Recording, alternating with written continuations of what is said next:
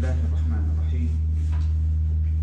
الحمد لله والصلاة والسلام على رسول الله وعلى آله وصحبه ومن والاه. يا رب لك الحمد كما ينبغي لجلال وجهك وعظيم سلطانك. اللهم يا معلم آدم علمنا وانفع بنا وارفعنا. بارزان خوشويستان، السلام عليكم ورحمة الله وبركاته. سپاسی خوای گەورە دەکەین لەسەر ئەو فرسەتەی کە جارێکتر لەمە خزمەتی ئێوەی خۆشەویست برایان خوشکان چاو و قڕانە بە ئومێدی ئەوەی ئینشاءالله هەموو لایەکمان بتوانین هەنگاوێکی تر لە خوا خۆمان نزیک بکەین، ئەو خوایی کەوا سبحانه وتعالى بە لوتفی خۆی بە ڕەحمەتی خۆی پێی خۆشە لێ نزیک بین، ئەو خوایی کەوا پێویستی بە کەس نییە بەڵام زۆری پێخۆشە لێ نزیک بی و لێ داوا بکەی و تاوەکو تۆ مستەفید بی. عەظەمەتێک کەوا بە ئەسەمەد ناوی دەبردرێ، الله الصمد، یعنی الغنی عن الجەمیع، پێویستی بە هیچ کەسێک و بە هیچ ئەندازەیەک و بە هیچ تاقەیەک و هێزێک نییە. ئەسڵەن خۆی ئەسڵ و ئەساسی هەموو هێز و قووەت و شتە باشەکانە، لەگەڵ ئەوەش پێی باشە بەندەکان لێ نزیک بن. بەڕێزان خۆشەویستان، مەوضوعی ئەو جارەمان ئەو باسەمان پەیوەندی و ئێمە کەسەکان ئەو خەڵکە عیباد الله سبحانه لەگەڵ خالقمان، لەگەڵ ئەو عەظیمەی کەوا لەوانەیە هێشتا نەماناسی هەموو تاوان و گوناح و ئەو هەموو لادان و لە فەرمان و لە ئەوامری خوای گەورە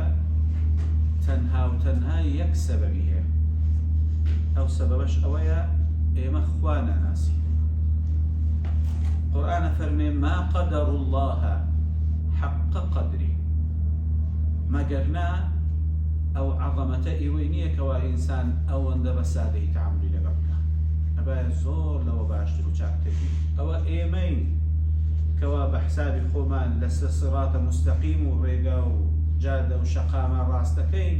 ئەگەر نەیناسین ئەدەی ئەی خەڵکێکی تر چۆن بین. دوایە خۆشەویستان، ئێمە بەڕاستی ئەبێ بزانین ئەوڕۆ باسمان لە عەلاقە و پەیوەندیەکە لە بینی خالقێکی دروستکەری ئێمە ڕەزاق و عەظەمەتێک کەوا هەموو کاتێک هەموو پێویستیەکانمان لە بەردەرگای ئەو ئەبێ داوای بکەین، لەگەڵ بەندەیەک کە ئێمەین ئەو جارە کە هێز و تاقەت و توانای نییە ئەوەی ئەلێرە هەگری لێرەدا بنێن مەگەر خوای گەورە تەوفیقی نەدا، هیچ دەسەڵاتێک نییە، هیچ ئەبەدەن. ئەگەر خوای گەورە سبحانه وتعالى لێت مەنع کە هەناسەت پێ وەرناگیرێ، ئەوەندە لاواز و ضعیفی، ئەو ضعفە لەگەڵ ئەو پەڕی قووەتە تەعاملەکە، ئەو قەویە عەظیمە سبحانه وتعالى دەڵێ وەرە لای من بەندەکان، ئەو ضعیفە نەزان و بێتاقەت و بێهێزە ئەڵێ من خۆم مەوجودم، ئیشم بەتون نییە سبحانه. دوایش معادلەکە زۆر غەریب و عەجیبە. خۆشەویستان، ئەگەر بمانەوێ بزانین ئینسان چێە جارێ، ئێمە با خۆمان بناسین، ئەو جا بچین خوای خۆمان بناسین سبحانه وتعالى تا بزانین چۆن تەعامل بکەین. خوای گەورە بەڕێزان سبحانه وتعالى ئێمەی ئینسانەکان کە ئێمە هەمومان متفقین لەسەر ئەوەی خوا خالقمانە، ئێمە مەخلوقی بەردەستی عەظەمەتی ئەو ئەڵڵایەین، بە سێ صفەت بە سێ بابەت ئێمە هینایتە وجود، سێ شت و مەکڕومە و تەمییز و تایبەتمەندیەکی وای دایکە ئێمە کەوا لە شتی تر لە مەخلوقاتی تر جیاوازین. ئەبێ لەگەڵ ئەو سێ شتت تەواو ئاشنابین و لێ حاڵی بین. یەکەمیان ئەوەیە کەوا خوای گەورە سبحانه وتعالى ئێمەی ئینسانەکان مرۆڤەکانی لە جوانترین و باشترین شێوە خەڵقی کردووی. لقد خلقنا الإنسان في أحسن تقويم. أو يكمشت يعني كواتي هيج مخلوق يشتر أو درجة أو نمرة أو جواني في ندوية كوالا لا إنسان كان هي دوام يعني برزان أو يكا خواهي قوله سبحانه وتعالى نكبس أو عنده زور جواني المسؤولي خلقك أو عنده السوي وجوان بي نعم لقالوا يكا زور جواني توي كرت السيدي هامو مخلوقات هر همو يعني بإنسو عفوا بجنو بملائكته بهمو وجودي هر همو أو تبالقما سيدنا آدم وكويا كم جاء دروس أكري الله سبحانه وتعالى فرمانك بقولترين وبريسترين مخلوقي خوي كملائكة كان سجودوا لآدم أمدو كواتو لقلوا هيك زور جوان خلق كراوي أو جارات تو سيدي همو أو وجودي سيمو خالي هيزو قوتي تو أو جار برزان أويك أخواي قوله سبحانه وتعالى أو إنسانا أو عند جوانا سيدي همو مخلوقاتا أو جا إرادة شداية دستي خوي بيضلي أي بندا همو مخلوقاتي تر با وكبلي جعليش إلهي دين ودرون بهمو شي وكان يعني مسير أجر جائز بي أو كلمة مصطلحة با وكبلي قرمش كلاون أبي أو هايج بكتو همو روجك بو أو روجك كوا هزاران جار لتو قولة ترى لكري أرضي قولة ترى كأتو لسري لجيب يبقى تري لو وجوده أو روجة لويش قولة بلا من روج أمري فكرة همو روجة ساعات أو عند ليرة با الليرة أنا بزربي ليرة أنا دس بيدكين بردوامش جيبك اگر مقارنه خود كي وزن و طاقتي خود دابني لبرامبر روش تو هيت ني اگر بوزن بي بلان تو تصور كخواي قوله سبحانه وتعالى تو كرت مخير فرم بارزو خود او تريشي كرت مسير ابي الا بو توقيته وبو ساعتين شرك باش او جانبين بريزان اگر ايما او صفته او سبابة ما للابي باشا ايما سبكين شون تعامل لقل أو خوايبكين سبحانه وتعالى خواهي قوله سبحانه وتعالى أوجار لمجموعة آياتك رودكات إنسان كان بما نلي إيمي إنسان كاتك سبحان الله طبيعتي شي غريب من هي أويش أويا حكميك خوماني توا حسبان كركشتك لبردسبان أرواحيزك قوتك علمك شارزايك شخصيتك بابتك للا دروس بو رأسا خوبايتو شدوي ما مصطفى أي لما مغرورة من زور لا فرمي يا أيها الإنسان بان بانك أمنة أو برزانا يا أيها الإنسان ما غرك بربك الكريم أي بندك أي أو كسا أي أو إنسانا لو واد لهات أو ندرسو خود لبيتك لو من شيم فرمي ما غرك بربك الكريم الذي خلقك فسواك فعدلك في أي صورة ما شاء ركبك أو وصفيتوا هيج نبوي طاقته هيزي شيء هيج في نبو هموي عطاء وكرم بخشدي خواي رب سبحانه وتعالى بوتو وش خذ لبير لكي كاك لبير شو هل أتى على الإنسان حين من الدهر لسان إنسان كان من وتوب لم يكن شيئا مذكورا استاجر بكسيك دور لمقام تاني حاشاشي بريستان بكسيك بلي لسان فرجيم يا ربي أكي بكسيك بلي هيج شلي بيناتوش بريستان إيما نبوي نبوي تمانة شندا بيش أو تمانة نبوي وجودك نبو نو ما نشي برو بيشتر حل ولا شي دايتش نبوي هنبوي نا ديك نبوي كس نبو ناود بيني اصلا وجودك نبو استتو او كسي او هيزو قوة دي بيدا وتاوكو بي اوي توي هناية وجود اوي توي دروس كرديا خلقي كرديا لبرامبري راوستي راستي يعني انساني الزور وكولي غريب وعجيب طاقة توانا او جرأة او تجاوزت لشي هنا بما كان باكش بريزان دەی ئێستا ئێمە ئەو هەموو عەظەمەتە ئەو هەموو قووەت و هێزەی کە خوای گەورە سوبحانه وتعالى خاوەنێتی و ئێمەشی دروست کردێت تاوەکو ئیستیفادە و نەفع لەو هەموو هێز و قووەتە بکەین چۆن ئیستیفادەی لێ بکەین مامۆستا بەس وەرە فکرکە ئێمە ئێستا ئەگەر ڕۆژانە خوای گەورە سوبحانه وتعالى ئەوە هەناسە هەموو لەحظەیەک هەر کاتی خەویشت لێکەکەی هەناسە وەرەگریت ڕۆژانە ئەوەندە جار تێنی تەبی ئەوەندە جار برسی تەبی ئەوەندە حرەکەت پێویستە ئەوەندە جوولەت پێویستە ئەوەندە قین ئەبێ بگات هەموو لە شەو جسمت تۆ ئاگات لە جسمی خۆتە توانیتت ڕۆژێک لە ڕۆژان مەسەلەن شوێنێک جەیەک دەستت لاقت قینێکی زیاد پێویستە بۆت ناردێ نەوەڵڵا ئاگات لێ ئەسڵەن ئەو قینە کوودێ دەچی نەوەڵڵا ئاگات لێ بوو ناکە ئێستاکەوە بە حساب عاقل و زیرەک و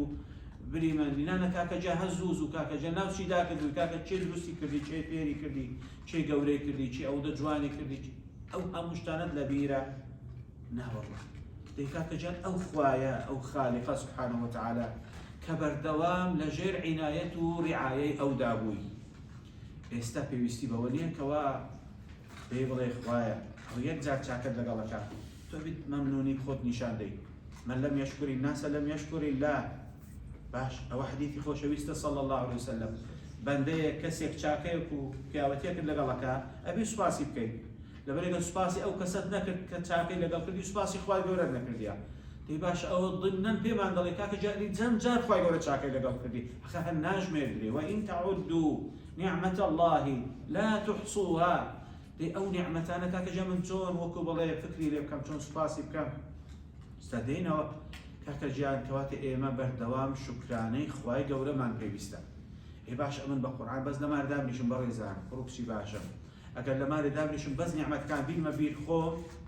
جاری مجرد بیر هینانەوەی نیعمەتەکان بۆ فکری خۆت ئەوەش هەر نیعمەتە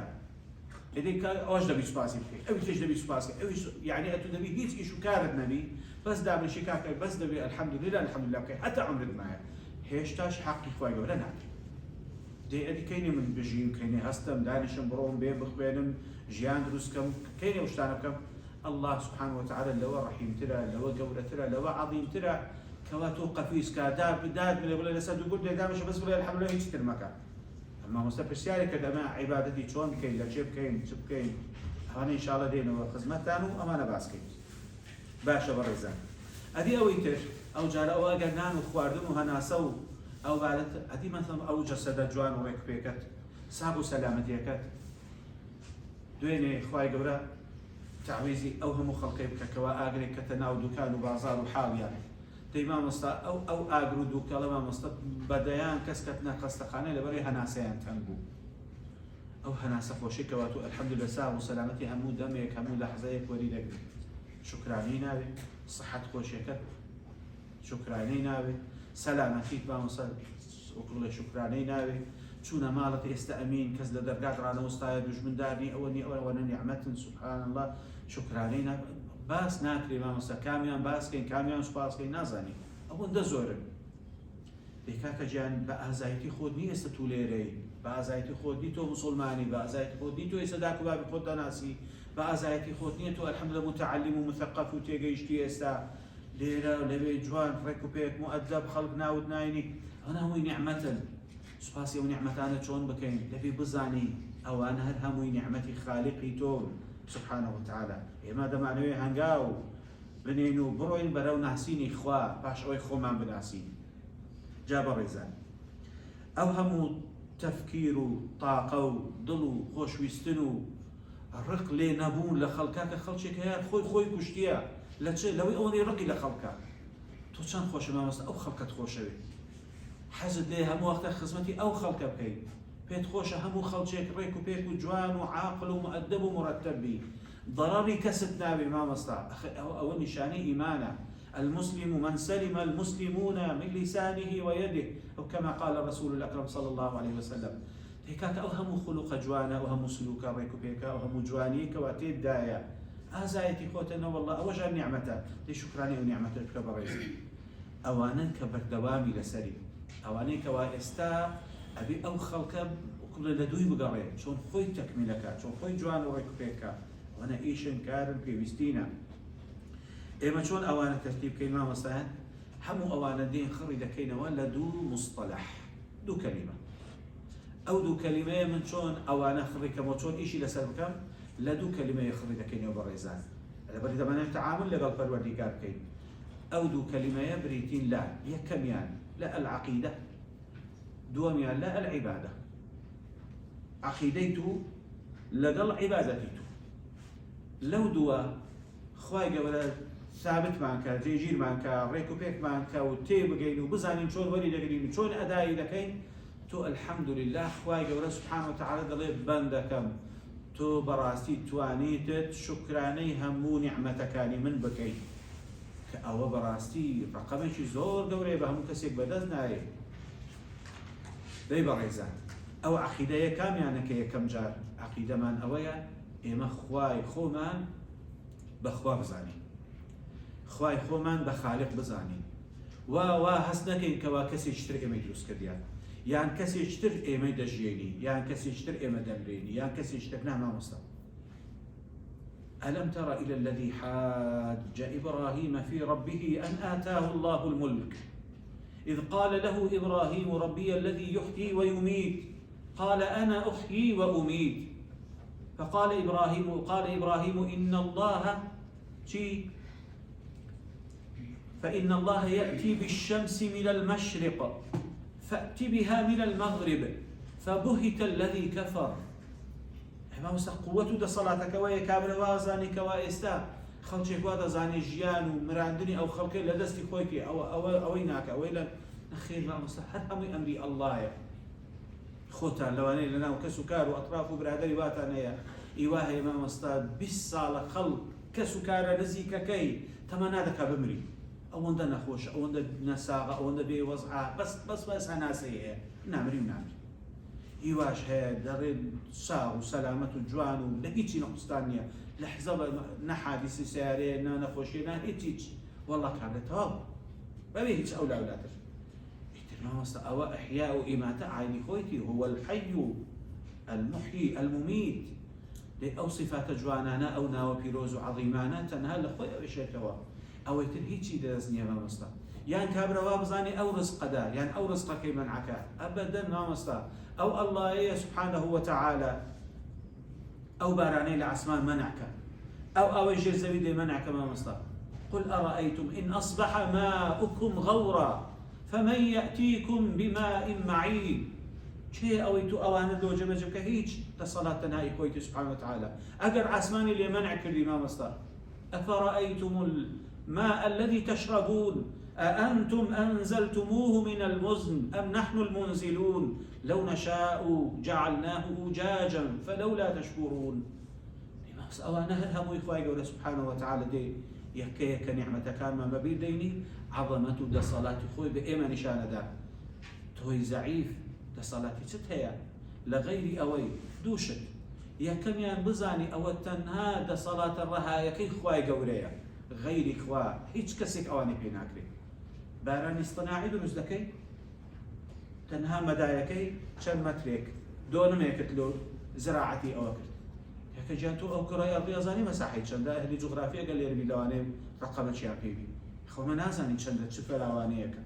هي أول شون دي شون دروا شون بري وذا شي هيجي لك نمانية شون بتوانين أو هم عظمتا أخوائي قوله سبحانه وتعالى كاك جان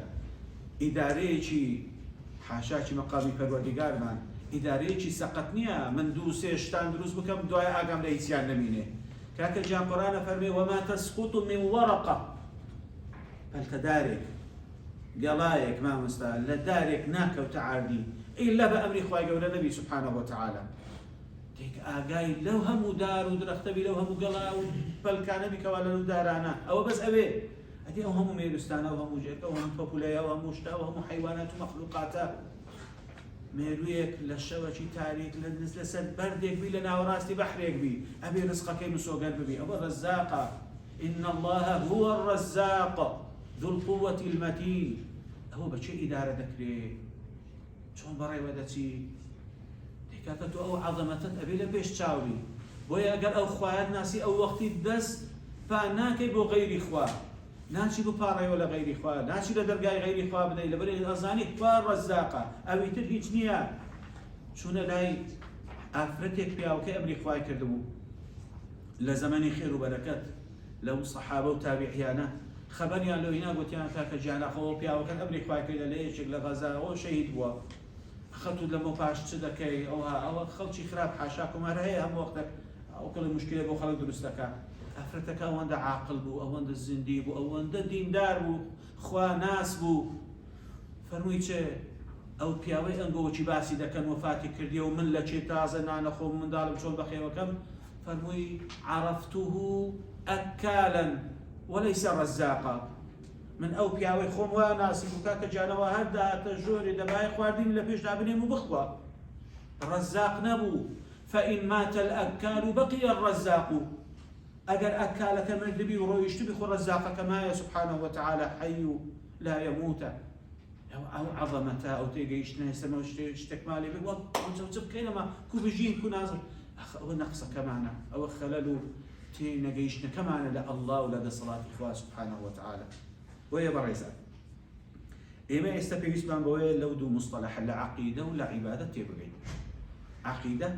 تاوكو خوا بناسين وكو خوا سبحانه وتعالى زاني شلون تعاملي لقلبي شلون خدمتي بكين شلون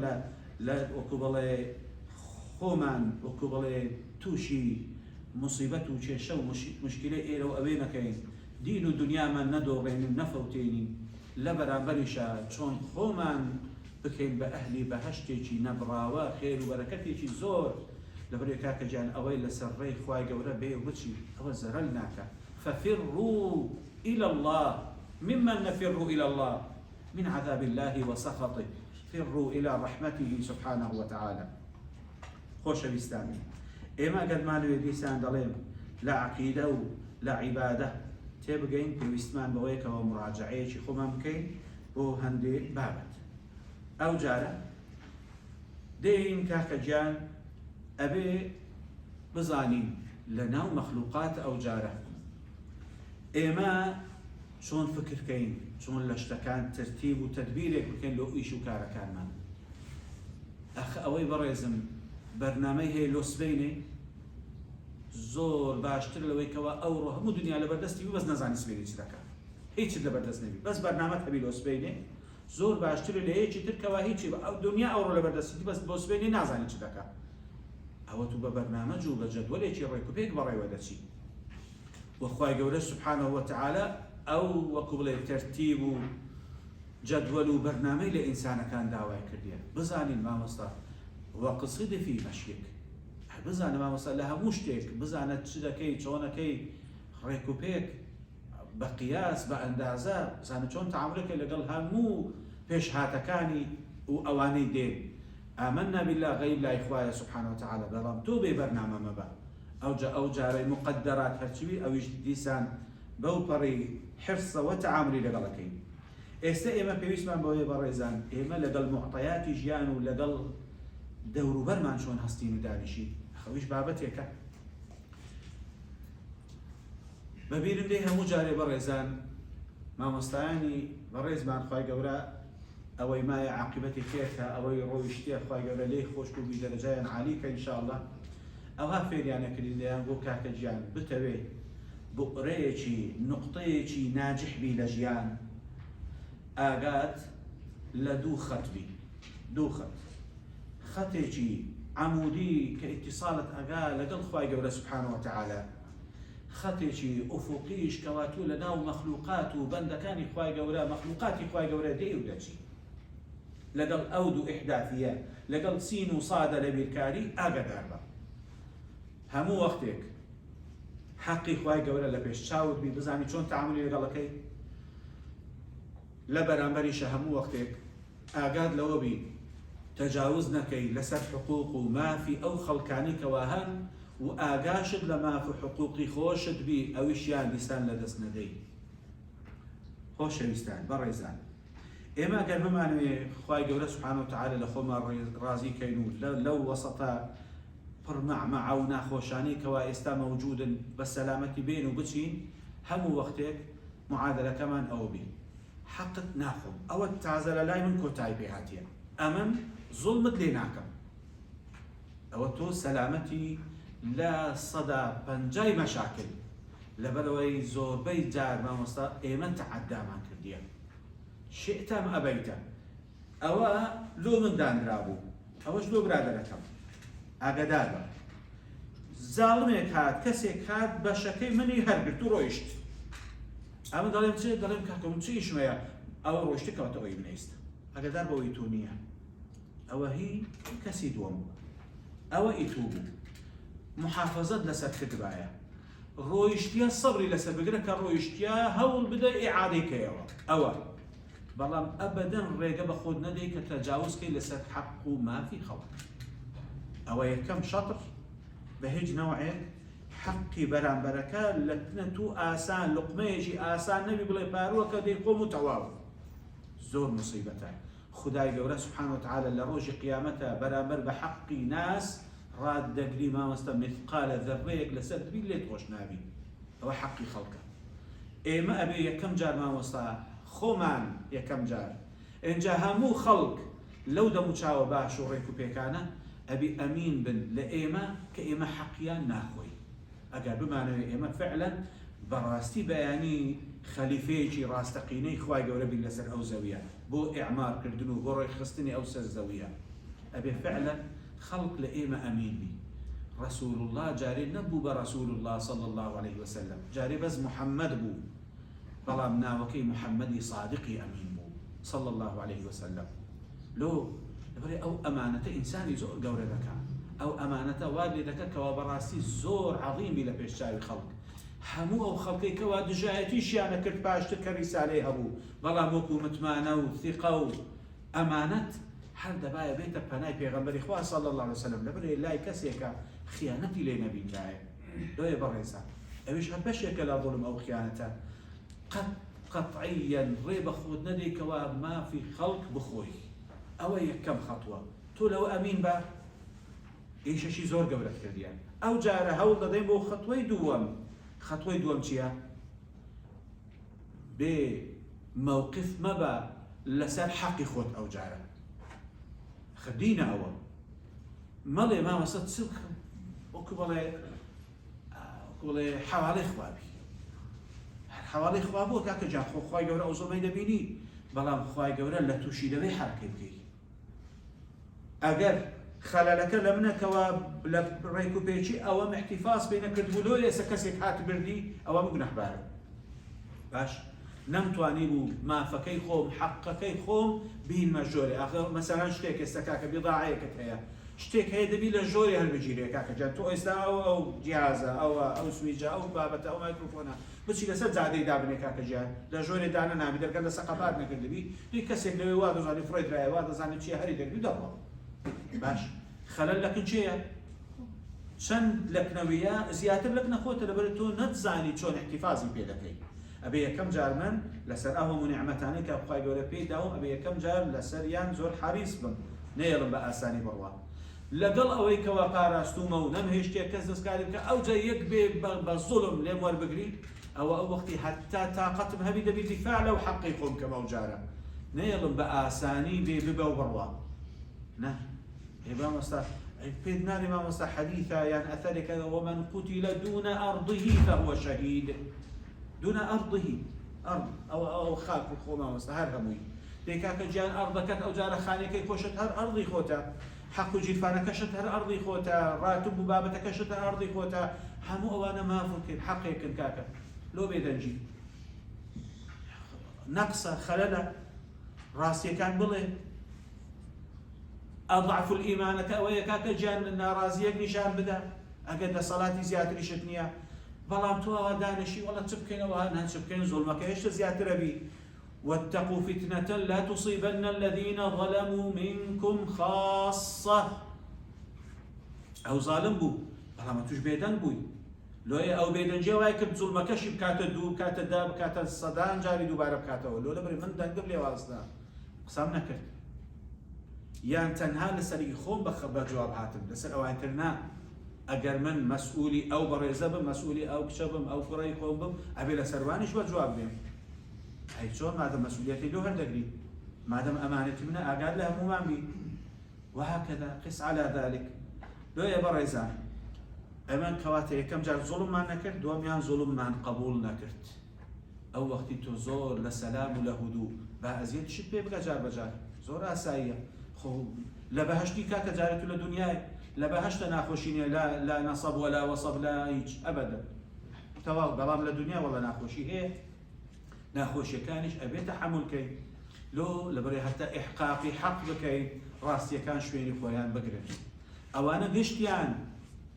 لە ناو عەقیدە و عیبادەتی ئێمە واضحە ئەو جەدێنەوە. بەڵام لە بیریشمان نەچی ئەوە تەعامل بوو، من لەگەڵ خوا چۆن تەعامل کەم، لەگەڵ بەندەکانیش چۆن هەستم و بجوولێم. ئەو جارە بەڕێزان ئەگەر هاتووین تەسەووری ئەومان کردکەوە ئێستا هەر هەمومان پێویستمان بەوەیە کە لەگەڵ خوای گەورە سوبحانەهو وەتەعالە ئەوەندە ڕاستەڕێ بین، ئەوەندە دروست بین، ئەوەندە باش بین، ئەوەندە لە عەقیدە و لە بیر و باوەڕی خۆمان تێبگەین، ئەبێ بزانین خوای گەورە سوبحانەهو وەتەعالە خاوەنی یەک مەجموعە ئەوامرە، یەک مەجموعە ئەوامر، یەک مەجموعە نەواهی. لە قورئانی پیرۆزە مامۆستا هەموو قورئانی پیرۆز ئەو بەشەی کەوا چیرۆکە قسەیە و شتە ئەوانەی لێ دەکا، هەرچەندە ئەوانیش بە غێر مباشر دیسان دەرس و پەندن بۆ ئێمە، پێمانەڵێ فیلان قەوم ئەوهای بەسەرات لەبەرێ ئەوهایان کرد یعنی خەڵکی نەوە مەکەن تاواتان بەسەر نەیە، العاقل تەکفیه الئیشارە. بەڵام بێجگە لەوانە بە مباشریش هەندە جار پێمان دەڵێ خەڵکینە یا ئەیوە الەذین ئامەنوا یا ئەیوە الناس یا ئەیوە النەبی وا بە قەومەکەی خۆت بڵێ صلی الله علی النبی. دەیکاتە جار ئەوانە ئەوامری مباشرن، لە بەرامبەر ئەو جارێ یەک مەجموعە نەواهی مباشر هەیە، یا ئەیوە الەذین ئامەنوا ومەکەن لا تأكلوا الربا. دەیوە نەهی کرد مامۆستا ئەو نەهیە مەکە ئەوە مەکە، لا تجسسوا لا ئەوە لا ئەوە. دەی ئەو هەموو نەهیانە ئەو جارە بینە بەردەمی خۆت، ئەوانش ئیشیان لەسەر بکات. ئەوانە لۆوان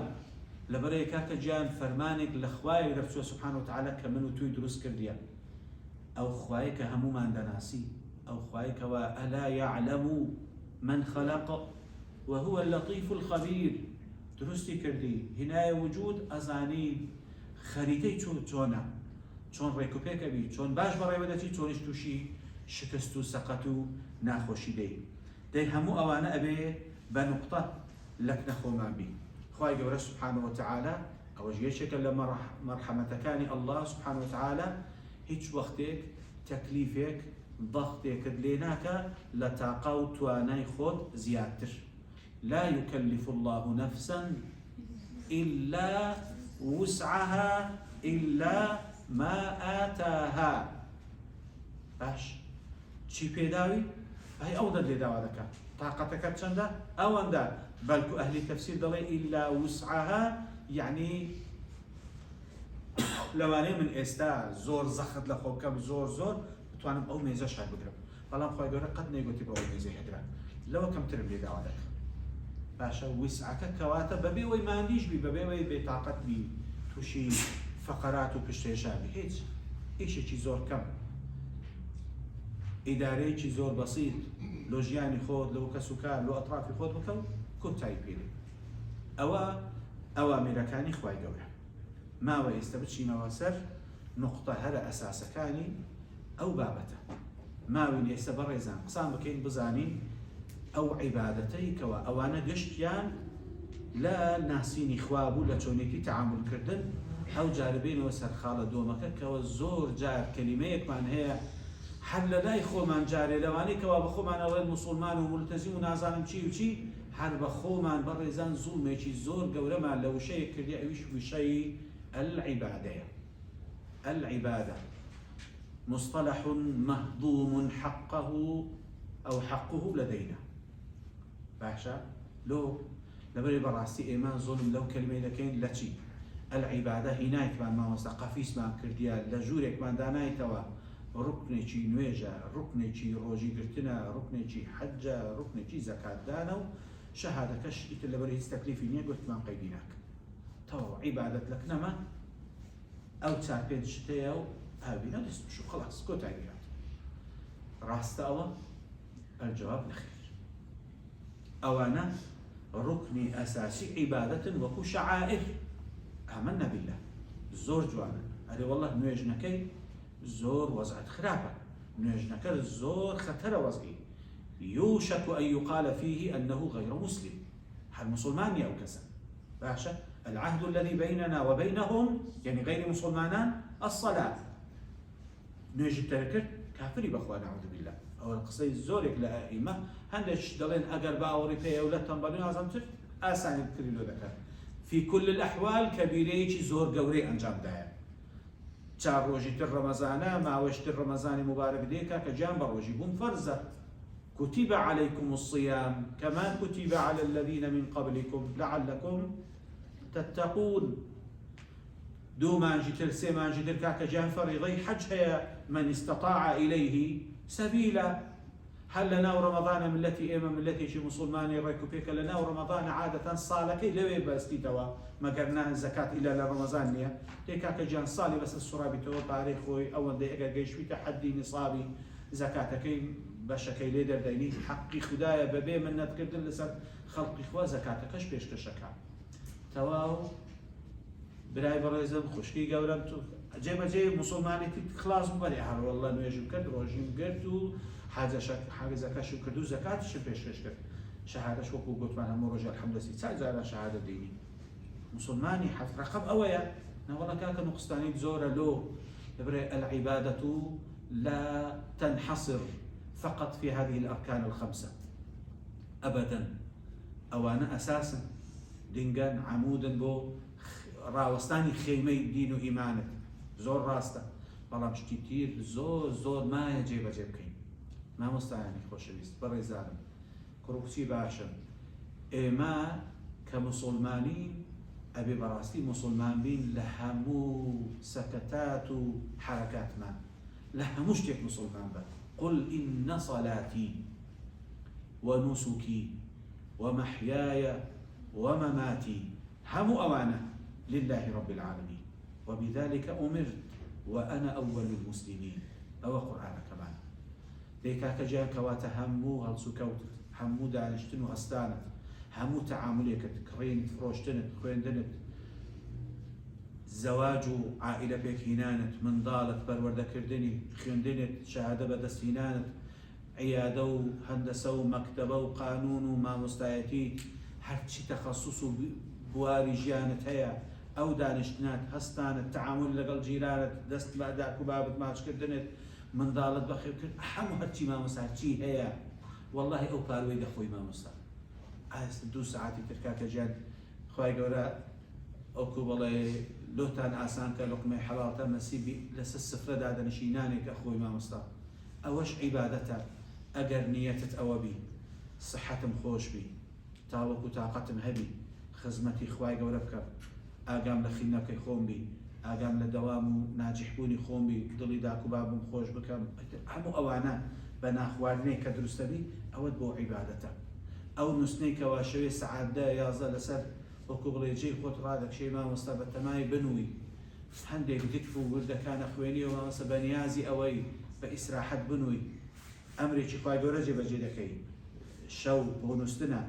أو أمري له هذه دروستك تاوك جسمك إسراحتك بياني لقلبانجا هستي بطاقة شي زور باش بتواني نويش بكي أو جاربتيو فانتشروا في الأرض ما مستلا بيدا كردني علم ورزق وروزي هالشي بيويستا همو أوانت دو دفع عبادت مال بيك هنانت خواهي قبرا همو أو بريزانة كاتا صاحب حلال وكسو صاحبي خوي دايما مثلا زواج كردنت أسرتك هنانت همو عبادتا لو قبرا أتوي لو حلال خود ببارزي توشي حرام نبي أتوي نسلي شي جواني برورده بكي ذريتي شي باش بيني وجود موحد بن خوا ناس بن أمتي رسولي أكرم صلى الله عليه وسلم زياد كي همو أوانا عبادة أتوي أمتي شي زور باش زور بي تاوكو أو طاوت أو دجمن أو خوانا ناسانا يان باش بن يان لناو بتشن أو همو عبادته يعني تتباس كما مصطفى أوي لجيان هي عبادته أقل بتوي بكي بعبادة تنها كواتا نويج وروجي وأوانا نبو عبادة زور فراوان ترى لو ايش رب العالمين لآخر سورة الذاريات أفرميته وما خلقت الإنس والجن لو شيء إلا ليعبدون جن والإنس يعني الإنس والجن وما خلقت الجن والإنس إلا ليعبدون إلا ليعبدون. عبادة كوها مو عبادة يعني كواتا من هيت إيش بس عبادتكم بالله شون وقوة ما يا كم روج ما مساحة سويج للساعة ولا ساعة أنا ما وصل ست إيش بيبكي بدعاء كذا سبيبكا خوايا أو درتشونا والله وبالله وتالله ما مستعان من أبناكم لسر خوايا قولا فضلي خوايا توفيق خوايا دوني كم درسي فصلي دوامي طلبي ما استيربو لكورسي دوامي خوا شاهد بريزان لمالي بيشو بسم دري أبين نيتك خوب إيش كافي هذا كم لو سري خواي قولا أقر توفيق بدا راه باركي هر وردا قولا تي هر هم أوي كما وكبلي صدقي زور قولا هم خوم وكبلي وكم خواي قولا بتساوي رحمة ما شامك لمالي بيش درتون ما نص ساعات هشتوني محاضرة هي إكاك جان دس نيج بشوي دور حد نيج بكت خوا شاهد منت نبي ريانية إن شاء الله خواي قولا إيش بيستي بمنيا أو جاد كلمة يا ربي خوايا توفيق مدي أو كلمة ديلم أو برزان استفادة بيبكا ما بس برزة كان الدنيا وجد درس بيبوتينا باش ديكاك جان شو زرع الكرت تنها هست ما كرت ما مستعان هستي بيدكي بتشاي خذ أبيني كواقسانا كي كابرا مرتاحة ضلي خوشة سكان جي خوياك آزايتي مني بخداي لبري وما رميت إذ رميت إيه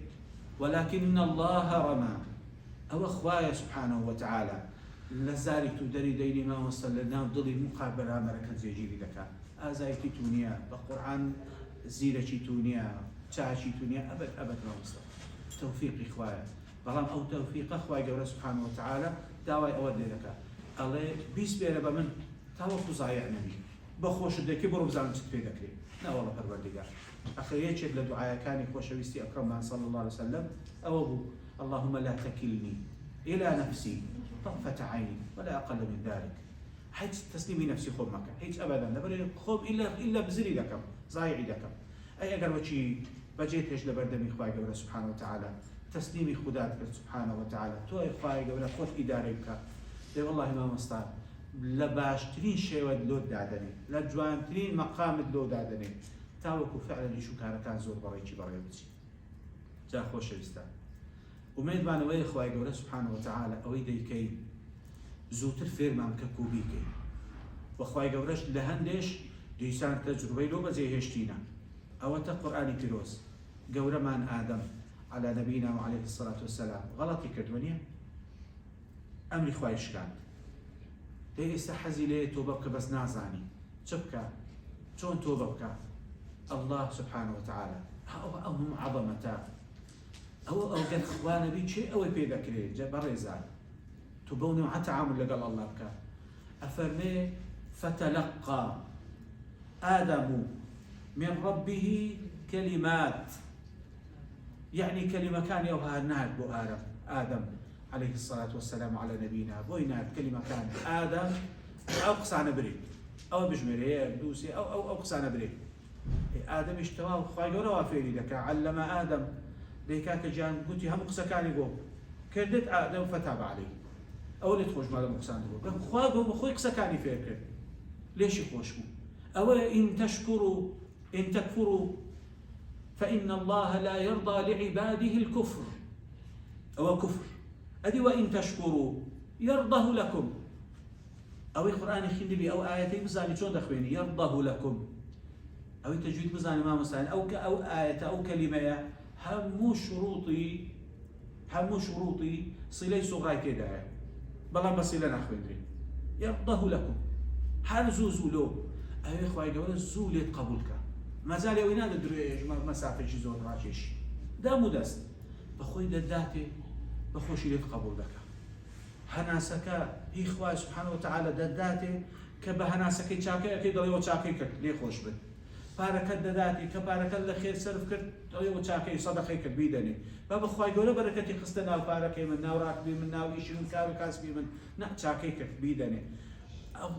يعني عظمتك أو سبحانه وتعالى